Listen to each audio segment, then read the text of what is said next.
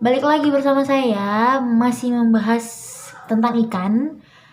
Dan pada video kali ini saya akan membahas tentang sistem hormon ikan, di mana sistem hormon ini berhubungan dengan sistem peredaran darah yang sudah dibahas sebelumnya.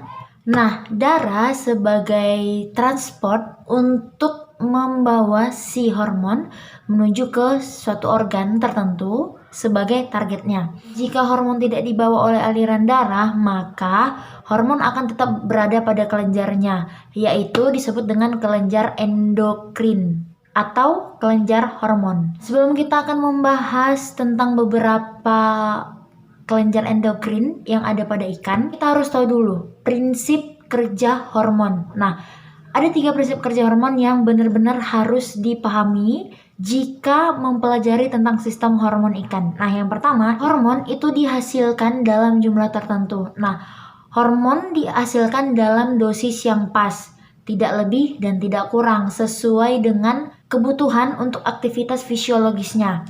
Jika kekurangan hormon, maka akan terjadi kekerdilan pada ikan.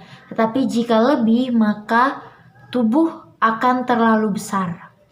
Nah, yang kedua itu ada menuju ke target tertentu atau spesifik. Nah, hormon yang dihasilkan hanya akan bereaksi pada sel tertentu di organ tertentu saja, sehingga dia tidak akan bereaksi pada sel atau organ yang bukan targetnya. Nah, terus yang ketiga itu adalah dapat bertahan dalam waktu tertentu, atau dengan kata lain hormon dapat bertahan dalam waktu yang terbatas.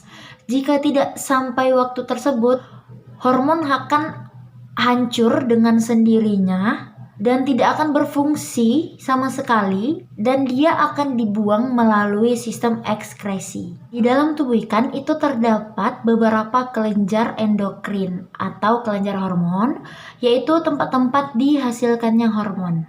Kelenjar endokrin itu ada 9. Yang pertama itu ada kelenjar pituitari, yang kedua itu ada kelenjar tiroid, yang ketiga ada kelenjar paratiroid, yang keempat itu ada adrenalin cortex, yang kelima ada kelenjar kromafin, keenam ada kelenjar ultimobranchial, yang ketujuh itu ada gonad, yang kedelapan itu ada pulau-pulau Langerhans, dan yang kesembilan itu ada badan pineal.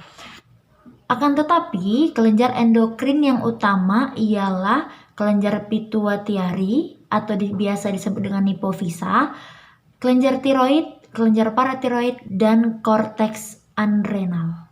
Nah, semua kelenjar itu berada di kepala, ada di mata, ada di punggung, ada di ekor, bahkan ada di dekat dagu.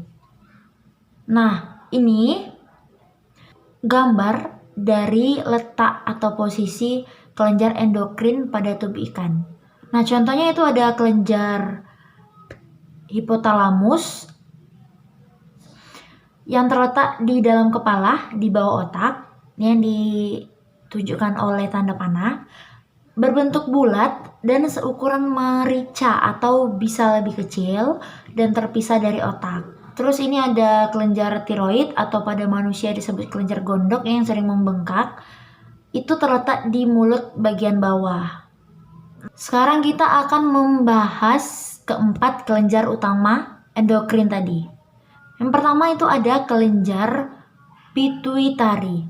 Nah, kelenjar ini berperan dalam osmoregulasi dan reproduksi, seperti mengatur cairan dan ion, serta mematangkan gonad dan sebagainya. Nah, kedua itu ada kelenjar tiroid, berfungsi untuk metabolisme nitrogen dan karbohidrat.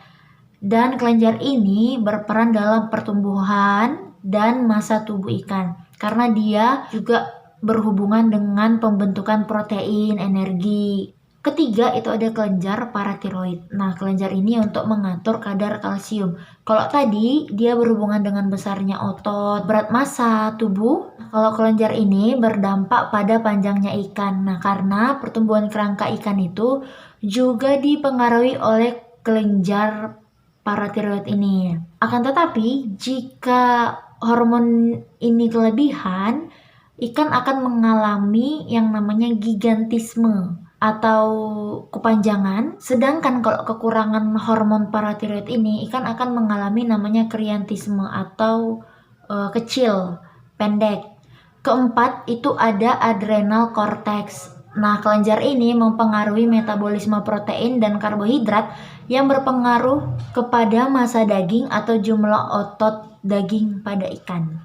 Nah, jadi segitu saja sedikit materi dari saya, sistem hormon ikan. Dan jika ada kekurangan saya mohon maaf. Jangan lupa di like, comment, and subscribe channel YouTube ini dan share ke semua teman-teman kalian. Terima kasih dan sampai ketemu lagi. Bye.